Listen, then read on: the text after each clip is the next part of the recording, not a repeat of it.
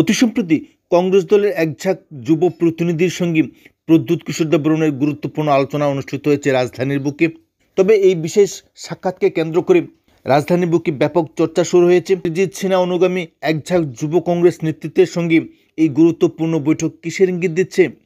প্রদ্যুৎ কিশোর দেববর্মণ যদিও কংগ্রেস দলের প্রাক্তন সভাপতি ছিলেন, কিন্তু বর্তমান সময়ে সাম্প্রতিক রাজনৈতিক ডামাডোলের মধ্যে যুব কংগ্রেস প্রতিনিধি দলের সঙ্গে এই সাক্ষাৎকার নতুন রাজনৈতিক সমীকরণ নয় তো? অর্থাৎ প্রদ্যুৎ কিশোর দেববর্মণ বর্তমান শাসক শিবিরে থেকেও কংগ্রেস দলের সঙ্গে বিশেষ আলোচনা যেভাবে চালিয়ে যাচ্ছেন, তাতে নতুন করে এক ইঙ্গিতের সূচনা হচ্ছে। তবে নিন্দুকেরা অনুমান করছেন যে প্রদ্যুৎ কিশোর দেববর্মণ বিজেপি জোটে থেকে মোটেও সন্তুষ্ট নন, কারণ কেন্দ্রীয় সরকারের সঙ্গে বিভিন্নভাবে বিভিন্ন আলোচনা করেও তিপ্রাসা অ্যাকর্ড নিয়ে যথেষ্ট সাফল্য অর্জন করতে ব্যর্থ হয়েছেন, যার ফলে দলের মধ্যে ব্যাপক চাপের মধ্যে রয়েছেন এবং এই চাপ থেকে বেরিয়ে আসার জন্যই নাকি যুব কংগ্রেস প্রতিনিধিদের সঙ্গে বিশেষ বৈঠকে মিলিত হয়েছেন। এই বৈঠকের একটাই উদ্দেশ্য, তা হলো কেন্দ্রীয় সরকারের সঙ্গে প্রেশার পলিটিক্স খেলা।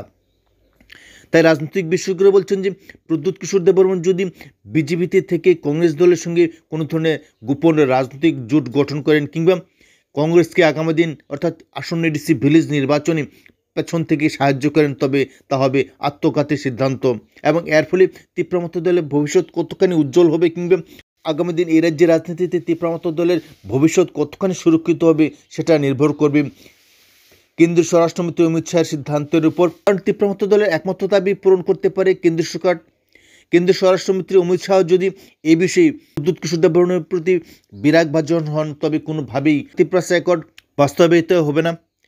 তাই রাজনৈতিক বিশেষজ্ঞরা বলছেন যে প্রদ্যুৎ কিশোর দেববর্মণ যদি কংগ্রেসের সঙ্গে জোটে আবদ্ধ হন এবং বিজেপি জোট থেকে সরে দাঁড়ান, তবে নিশ্চিতভাবে রাজ্য রাজনীতিতে যেমন বিরাট প্রভাব পড়বে, তেমনিভাবে ঐতিহাসিক তিপ্রাসা অ্যাকর্ডও ব্যাপক প্রভাব পড়বে, যার ফলশ্রুতিতে এর যে তীব্রমত দলের ভবিষ্যৎও যথেষ্ট চাপের মধ্যে থাকবে। তীব্রমত দলের ভবিষ্যৎ অন্যান্য আঞ্চলিক দলের মতো হবে বলে অনেকে অনুমান করছেন।